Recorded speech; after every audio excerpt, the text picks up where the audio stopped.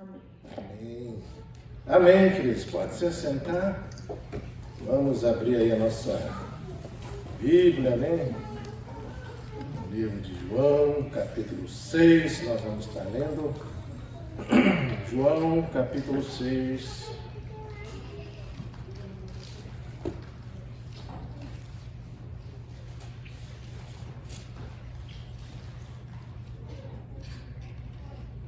Amém? A partir do versículo 41, nós vamos ler, né? Em diante. Ok? Vamos ler então João capítulo 6, a partir do versículo 41. Hoje nós estamos fazendo a celebração, né? Da ceia do Senhor. E eu queria estar trazendo esse texto para a nossa reflexão. Ok? Vamos ler. Fala assim: murmuraram, pois, deles os judeus, porque dissera: eu sou o pão que desceu do céu. E diziam: não é este o filho de José? Acaso não lhe conhecemos o pai e a mãe? Como lhe conhecemos o pai e a mãe? Como, pois, agora diz: desci do céu? Respondeu Jesus: não murmureis entre vós. Ninguém pode vir a mim se o Pai que me enviou não o trouxer. E eu ressuscitarei no último dia. Está escrito nos profetas: e serão todos ensinados por Deus. Portanto, todo aquele que da parte do Pai tem ouvido e aprendido, esse vem a mim. Não que alguém tenha visto o Pai, salvo aquele que vem de Deus, este o tem visto. Em verdade vos digo que quem crê em mim tem a vida eterna. Eu sou o pão da vida. Vossos pais comeram maná no deserto e morreram. Este é o pão que desceu do céu, para o que dele comer não pereça. Eu sou o pão vivo que desceu do céu. Se alguém dele comer, viverá eternamente. E o pão que lhe darei pela vida do mundo é a minha carne. Disputaram, pois, judeus entre si, dizendo: como pode esse dar-nos comer a sua própria carne? Respondeu Jesus: em verdade vos digo, se não comerdes a carne do Filho do Homem e não beberdes o seu sangue, não tendes vidas em vós mesmos. Quem comer a minha carne e beber o meu sangue tem vida eterna, e eu ressuscitarei no último dia. Pois a minha carne é a verdadeira comida e o meu sangue é a verdadeira bebida. Quem comer a minha carne e beber o meu sangue, permanece em mim e eu nele. Assim como o Pai que vive me enviou, e igualmente eu vivo pelo Pai, também quem de mim se alimenta por mim viverá. Este é o pão que desceu do céu, em nada semelhante àquele que vossos pais comeram. Contudo, morreram. Quem comer este pão viverá eternamente. Essas coisas disse Jesus quando ensinava na sinagoga de Cafarnaum. Amém? Vamos então orar, queridos. Nós vamos estar passando por esse momento de celebração da ceia. E eu queria, antes que a gente passasse, a gente pudesse refletir e pensar acerca dessas verdades que o Senhor trata aqui, que tem tudo a ver com Santa Ceia, né? Talvez a gente pense que esse texto não tem ligação, mas tem. Ele fala exatamente aquilo que nós estudamos, né, dentro do capítulo 11 de 1 Coríntios, e fala da instrução acerca da ceia do Senhor. E Jesus aqui torna a repetir, a falar e ministra verdades importantes acerca disso, no qual nós devemos sempre ter consciência acerca dessas verdades, né? Então vamos orar ao Senhor e pedir para que Deus possa estar ministrando essa palavra ao nosso coração. Amém? Deus, em nome de Jesus, primeiramente nós queremos te louvar, queremos te agradecer, Senhor, por tudo que o Senhor realmente já tem ministrado ao nosso coração, Pai, nessa noite. Obrigado por esse tempo, Pai, tão precioso na Tua presença. Quão bom é podermos estarmos aqui reunidos, ó Pai, diante do Senhor, como igreja, tendo esse momento de comunhão.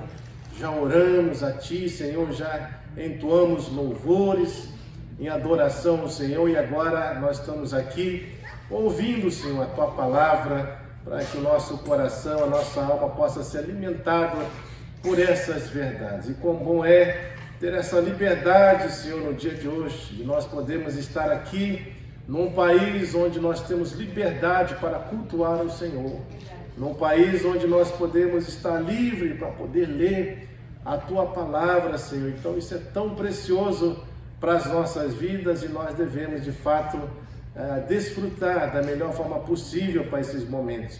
Por isso, continue a ministrar, continue a falar, continue a operar no nosso coração, para a honra e glória do Teu santo nome, que eu clamo, Pai, e peço a Ti. Em nome de Jesus Cristo. Amém. Então veja, queridos, nós estamos aqui dentro desse contexto aqui, né? Obviamente Jesus, ele começa a declarar que ele de fato é o pão vivo que desceu do céu. E obviamente que ele faz uma comparação, né?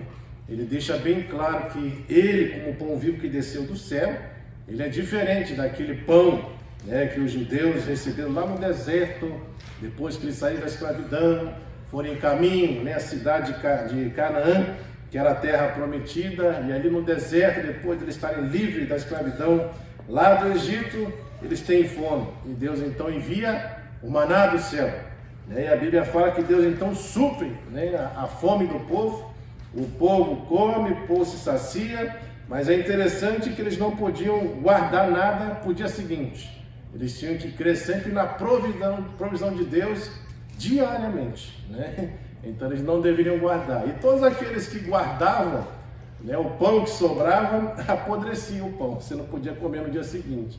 Isso para mostrar que era necessário confiar plenamente, realmente, na provisão divina, né? Só que esse pão, né, como o texto fala, é um pão perecível, é um pão que acaba, é um pão que você vai ter que novamente, como se trata de questão física, né?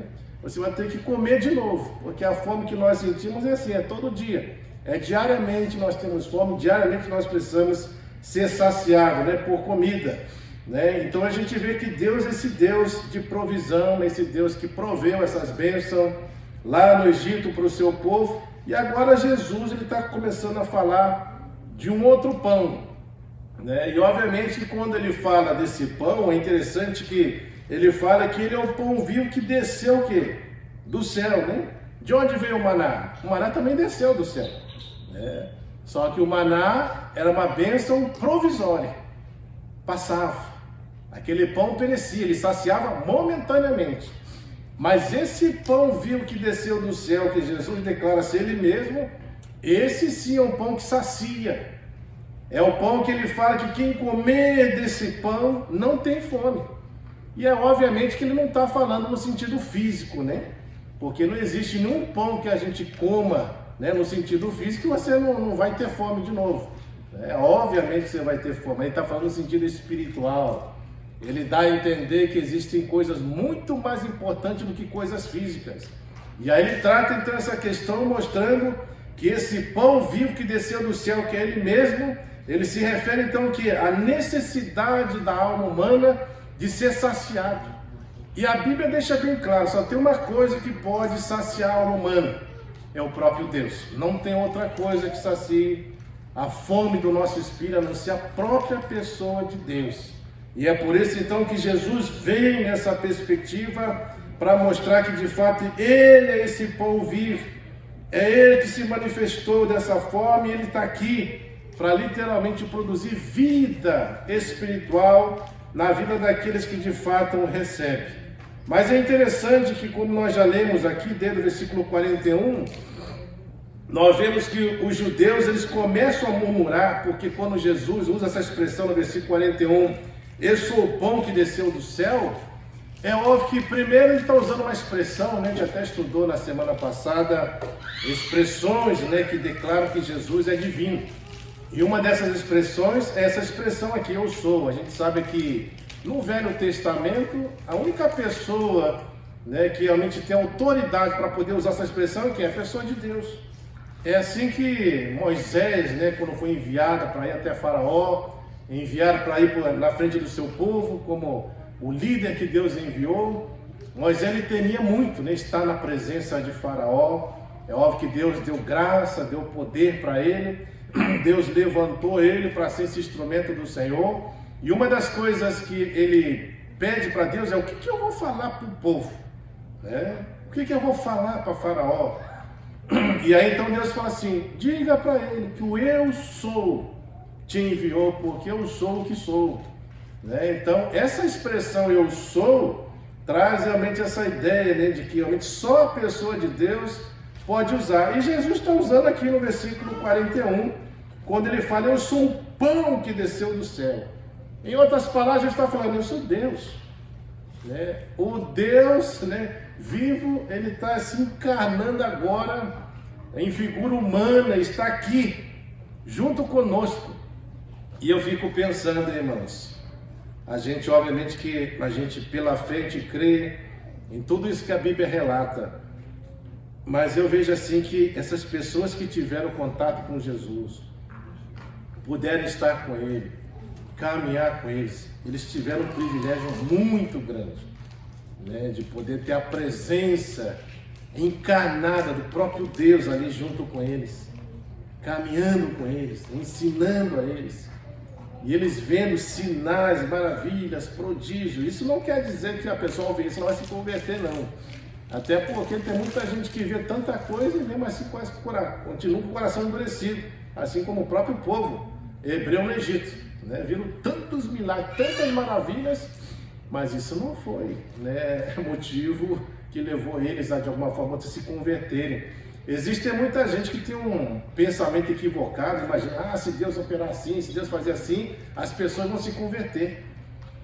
Olha, se tem um povo que viu tantos milagres, tantas maravilhas de Deus, foi esse povo aqui, né, do Egito.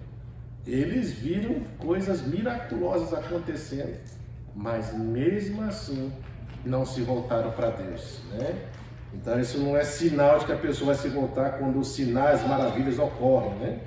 Então veja que nesse caso aqui, então Jesus está se declarando eu sou, que ele é o pão que desceu do céu, e as pessoas então começam a questionar, mas esse aí não é o filho de José? Né? Nós conhecemos José, nós conhecemos a Maria também, a sua mãe. Como, pois, ele fala que desceu do céu? Então isso era um mistério, né? Obviamente que Maria no seu coração, José, eles sabiam quem Jesus é. Eles tiveram, né, a orientação da parte do anjo Gabriel orientando a ele, né, a Maria, José também em sonhos, também de anjos também sendo instruídos. Eles sabiam quem de fato Jesus era. Mas essas pessoas aqui, por verem Jesus caminhando com seu pai, a sua mãe humana, né, eles não acreditavam em Jesus. Por isso que no 42 fala que respondeu Jesus, não murmurei entre vós, né? Ninguém pode vir a mim, isso aqui é importante, né? Se o Pai que me enviou não trouxer, né? E eu ressuscitarei no último dia. Então veja que existe aqui uma coisa importante. Ele está falando que ninguém pode vir a Jesus se o Pai que o enviou não trouxer. Isso quer dizer então que todos aqueles que chegam a Jesus é porque o Pai trouxe. E aí mostra que a ação de conversão, de salvação, ela realmente é unilateral.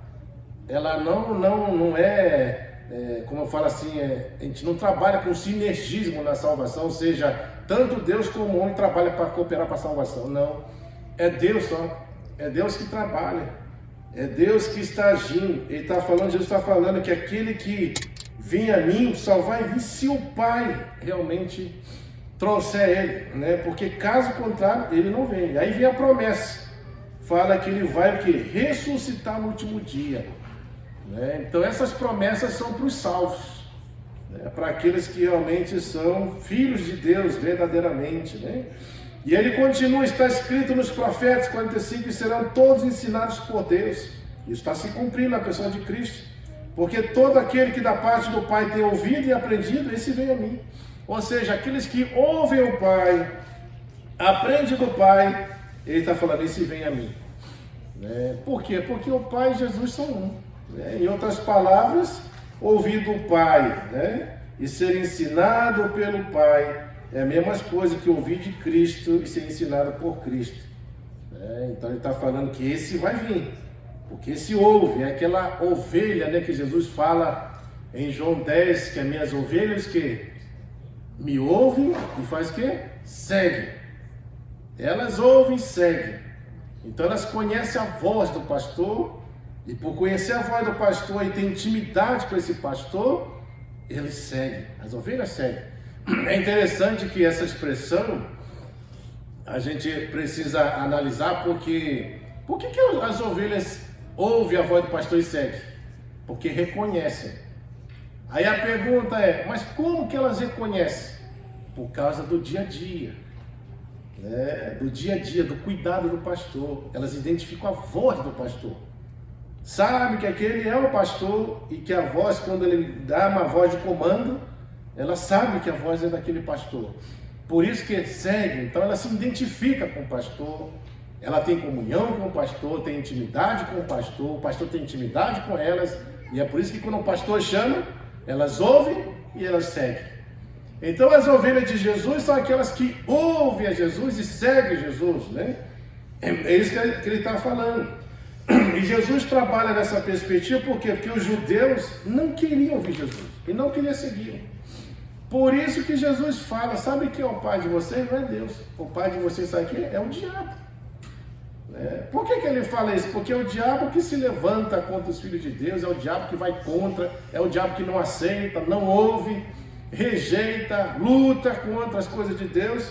E é exatamente isso que os judeus estão fazendo. Porque Jesus fala, o pai de vocês é o diabo. Não é o meu pai, não é Deus que é o pai de vocês, né? E aí ele segue, né, no versículo de número 46. Não que alguém tenha visto o pai, salvo aquele que vem de Deus, esse tem visto. Então o que Jesus está falando para esses judeus? Fala, olha, só tem uma pessoa que viu a Deus até agora. E aí ele está falando, sou eu. Sabe por quê? Porque eu vi dele. Eu vi o pai. Não outra pessoa viu, mas eu vi. Eu vi na parte dele, e isso enfurecia mais ainda os judeus. Porque Jesus, ao falar que viu o Pai e veio da parte dele, Jesus está falando que também ele é um deles. Faz parte, em outras palavras, está falando, eu sou filho desse Deus, eu sou um ser divino também, que tem a mesma substância e essência desse Deus. E aí ele prossegue, e fala, 47, em verdade, vos digo, quem crê em mim, tem a vida eterna. Então veja que tudo é questão de crença, de você aplicar a fé. Então quem crê em Deus tem vida eterna. E o que é vida eterna? Que conheçam a Deus e que conheçam a Jesus Cristo. O que significa conhecer? Relacionamento, intimidade, vida com Deus. Isso é conhecer. Então a vida eterna será o quê? Uma vida de relacionamento com Deus, continuamente. Nós vamos ter com o Pai, com o Filho, com o Espírito Santo. Nós vamos manter uma vida assim. Isso é ter vida eterna. A vida eterna é conhecer a Jesus e ao Pai. Então significa ter relacionamento com eles. E aí ele prossegue falando, né, no 48, afirmando, eu sou o pão da vida. Agora não é só o pão que desceu do céu, mas eu sou o pão da vida. Então ele está falando que ele é aquele que é a fonte da vida. É ele que gera a vida, é ele que dá a vida. É isso que Jesus está falando. E aí ele continua, vossos pais comeram maná no deserto e morreram. Então veja, esse pão que eles comeram lá era perecível, né? Isso não mantinha a vida deles. Sustentava temporariamente, mas eles continuavam a ter fome. E esse pão não foi capaz de livrá-los da morte. Todos morreram, né? Mas aí ele fala assim, este pão que desce do céu, aliás, vossos pais comeram maná no deserto e morreram. Este pão que desceu do céu, para que todo que dele comer, não o quê? Pereça. Agora esse pão é diferente. Jesus está falando que quem come desse pão, né, quem come dele, não vai perecer. Não vai morrer. Mas ele não está falando, irmão, no sentido físico. Até porque nós vamos ver que os discípulos estão aqui com Jesus e eles vão morrer. Todos eles morreram, não é verdade? Mas ele está falando no sentido espiritual. Ele está falando que aqueles que são dele não morrerão espiritualmente, ou seja, estão salvos. Quem come dele, quem crê nele, quem tem vida com ele, são salvos, né? Esse é o sentido dessa expressão. Ele prossegue falando, né? 51, eu sou o pão vivo que desceu do céu. Se alguém dele comer, viverá eternamente. Está vendo aqui essa simbologia do comer esse pão? É o que nós fazemos na ceia, né? Qual é o sentido de nós comermos o pão da ceia? Né? O que significa o pão? É o corpo de Jesus. E quando nós comemos isso, o que significa? Ele está falando que comer desse pão, isso gera o quê? Vida eterna. Você viverá eternamente, ou seja, você vai ser suprido espiritualmente por resto da sua vida. Você vai ser alimentado e saciado por esse Deus. E aí ele fala, o pão que eu darei pela vida do mundo é a minha carne. Então aqui ele está falando sobre o sacrifício dele. O pão que eu darei pela vida do mundo. Agora, obviamente que esse mundo aqui, né, é o mundo daqueles que creem nele, né?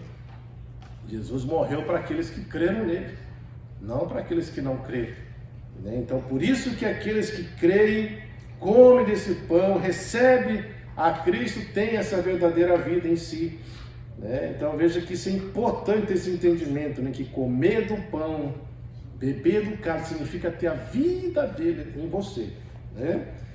E aí continua, 52, disputava, pois, os judeus entre si, dizendo, como este pode dar de comer a sua própria carne? Então, quer dizer, não estavam entendendo. Eles estão pensando que Jesus está ministrando a respeito de coisas físicas, de mero comer pão físico. Mas Jesus não está falando disso, Jesus está falando de pão espiritual. É o pão que sacia a alma, né? Que supre a alma humana. Então ele está falando nesse sentido, por isso que estão escandalizados. E aí então estão pensando que Jesus está aqui ensinando a ação de canibalismo. Comer carne humana, beber sangue humano. Mas Jesus não está falando disso.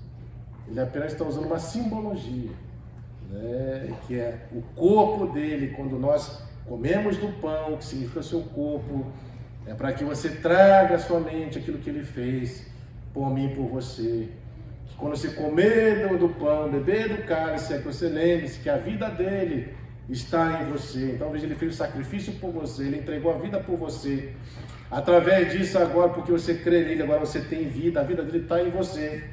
É isso que ele está falando, agora você tem comunhão comigo, agora você tem vida eterna, porque você agora vai começar a ter essa intimidade, esse relacionamento comigo, porque vida eterna é isso, é conhecer o Pai, conhecer a Deus, né? A filha, o Filho, né? Então ele está tratando disso, e aí por isso que ele fala no 53, ele fala assim, respondeu Jesus, em verdade eu digo, se não comerdes a carne do Filho do Homem, não beberdes seu sangue, não tendes vidas em vós mesmos. Em outras palavras, o que ele está falando? Que fora de Jesus, aqueles que não creem nele, não o recebem, não tem vida, né? Tem morte. E é exatamente isso. Lembra de Efésios capítulo 2? O que ele fala? Né? Antes da nossa vida com Cristo, ele fala, vós estava mortos nos seus delitos e pecados. Por mais que você esteja vivo fisicamente, espiritualmente você está morto. É isso que ele está falando. Você está morto nos seus delitos e pecados. Mas Jesus veio para quê? Para que tenha vida e a tenha em abundância. Então ele está falando de uma vida que é espiritual. Então por isso que ele afirma que quem não comer da carne do Filho, não beber do seu sangue, não tem vida em vós mesmos. Percebe a importância de ceia, irmãos? Perceba por que é importante cear? Porque quando nós participamos de ceia, né, o que nós estamos afirmando? Que a vida dele está em nós, que nós cremos nele, que nós o recebemos, que nós fazemos parte, ele faz parte de nós, né? Ele está em nós. É isso que é a celebração, irmãos, quando comemos do pão e bebemos do cálice, né? E aí ele fala, 54, quem comer a minha carne e beber meu sangue, tem vida eterna. Ou seja, você é um salvo, e eu vou ressuscitar você no último dia. É garantia de salvação isso que ele está falando. Nós não precisamos, né, temer nada. Deus vai nos ressuscitar. Nós temos garantia de salvação por realmente realizarmos isso. E aí ele fala 55, a minha carne é verdadeira comida e o meu sangue verdadeiro o quê? Bebida. Ou seja, o único que pode saciar a alma humana é quem? É ele, porque ele é verdadeiro. Os outros são mentiras, né? São falsos, não são verdadeiros. Pode aparentemente saciar momentaneamente, mas não saciará eternamente. Essa é a verdade. Mas em Cristo não. Em Cristo nós comemos a verdadeira comida e bebemos a verdadeira bebida. E é por isso que Jesus fala que realmente quem comer desse pão não tem mais fome. E aí ele fala para a mulher samaritana: quem beber dessa água não terá mais sede. Então Jesus é aquele que sacia a alma humana em todos os sentidos, né? Por isso que quando nós comemos, né, pão, bebemos a água, isso é o que? Isso é um saciar físico. Mas ele está falando que no sentido espiritual, quando nós realizamos isso na ceia, ele está falando que nós somos supridos por ele. Nós temos a vida dele, né? Isso que ele está tratando nessa questão. E aí ele fala: quem comer, 56, quem comer minha carne e beber meu sangue, permanece em mim. Está vendo? Quem não come e não bebe, não permanece nele. Quem não recebe, não permanece nele. Quem não crê nele, não permanece nele. Quem não recebe, não permanece nele. Quem não submete à vontade e mantém uma relação com ele, não permanece nele. E ele está falando que não é só ele que vai permanecer em mim, mas nós permaneceremos nele. É algo recíproco. É ele em nós e nós nele. É assim a nossa vida. Por isso que nele nós somos também um. Nesse sentido, nós mantemos uma unidade com o nosso Senhor, né? Por isso que é um corpo só. Não tem vários corpos. É um só. E quem que é esse corpo? Esse corpo é a igreja dele, né? São aqueles que fazem parte da igreja, que creem, né? Submetem à sua vontade. Aí fala 57, assim como o Pai vive, né?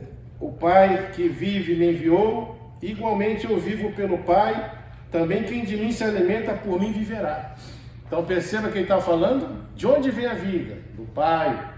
Aonde a vida está? Está no Filho. E agora, o que ele está falando? Quem permanece no Filho também tem a vida. Né? Então veja que tudo está ligado à pessoa de Cristo. Você só é saciado em Cristo, a sua alma só se satisfaz em Cristo, você só é salvo por meio de Cristo, os nossos pecados só são saciados por meio de Cristo, você só tem verdadeira vida por meio de Cristo, tudo é por meio de Cristo, só mantemos a vida com Ele por meio dele. Então não tem nada fora de Cristo. Qualquer coisa fora de Cristo não é a verdadeira vida. É isso que ele está tratando aqui, né? E aí ele fala, 58, esse pão que desceu do céu, em nada semelhante àquele que os nossos pais comeram, e contudo morreram. Quem comer desse pão, viverá o quê?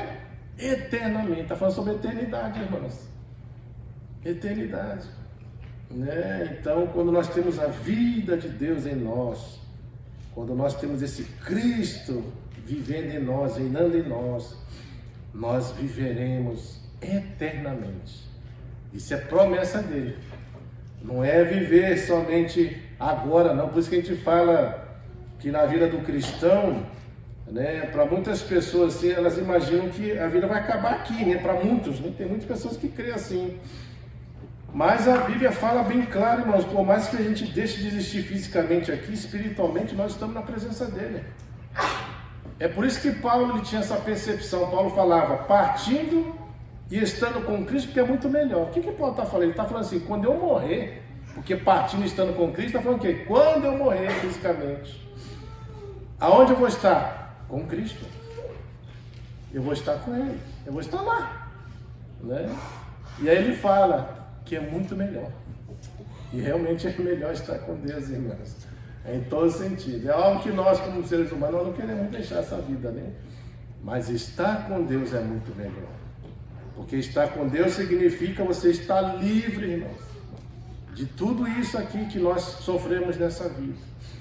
Todas as angústias, sofrimento, tudo isso se vai, né? Na presença de Deus, ela não existe mais. Por isso que é bom estar lá, por isso que Paulo tinha esse desejo de estar com Cristo, né? Já de estar lá na presença dele, mas ele sabe que tudo tem o seu determinado tempo, né?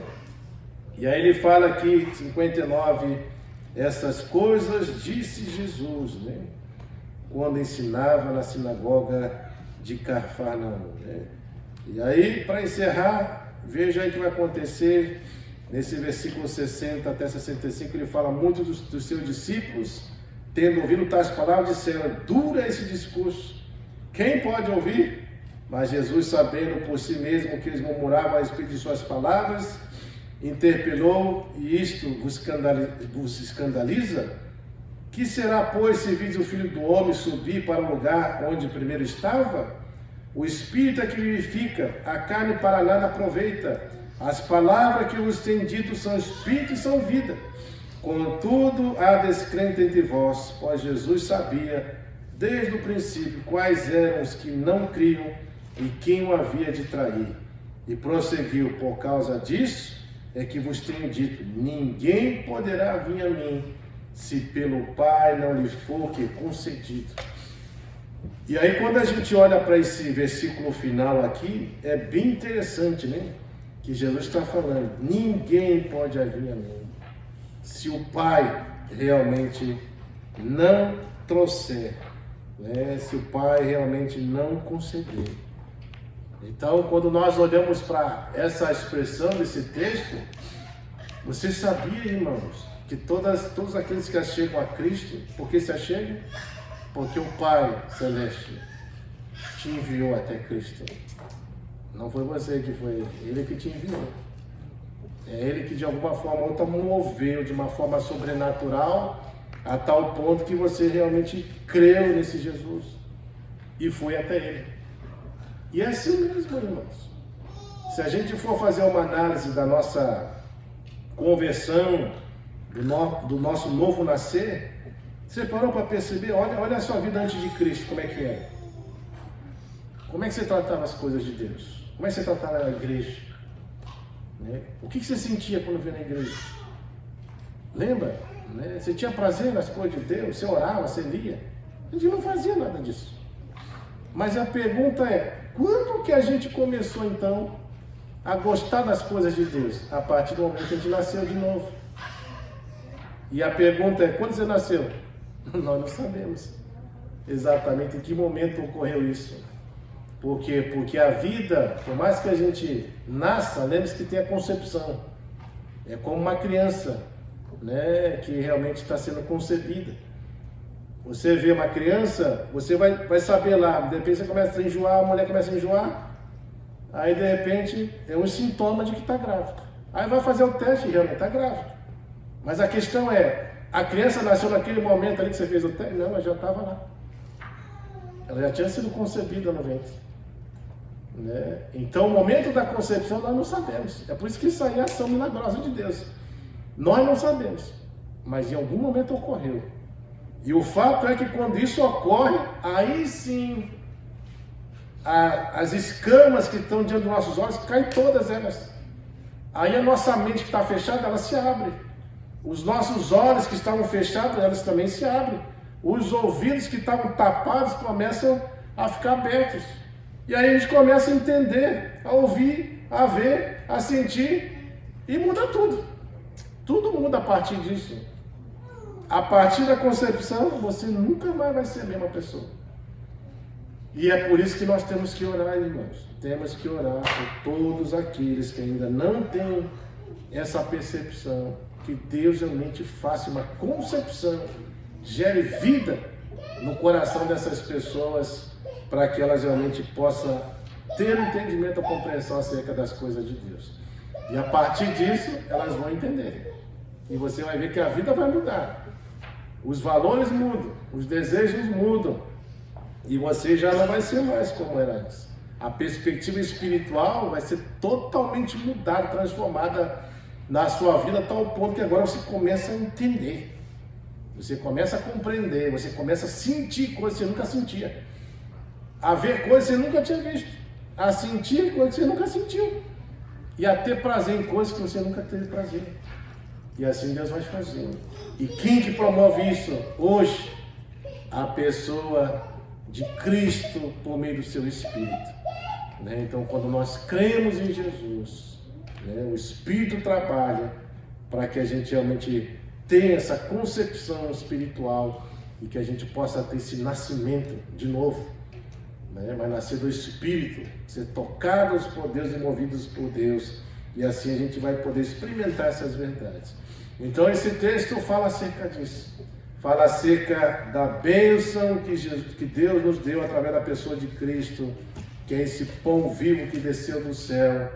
E Ele é aquele que de fato pode proporcionar todas essas bênçãos para mim e para você. Ele é aquele que de fato sacia, Ele é aquele de fato que realmente promove e age para que a gente possa realmente ter essa verdadeira vida. Então que a gente possa ser gratos a Deus. Quando nós participarmos da ceia, quando você comer desse pão, beber desse cálice, lembre-se, a vida de Deus está em você. Você está recebendo isso em você. Você está ali, de alguma forma, renovando esse voto de vida com o Senhor na ceia. Você está trazendo a sua memória.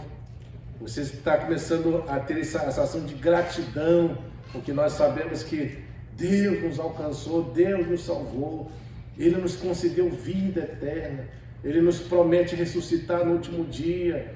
Nós nele temos garantia, segurança da nossa salvação. Então tudo isso, irmãos, deve ser levado em conta todas as vezes que nós formos participar de celebração de ceia.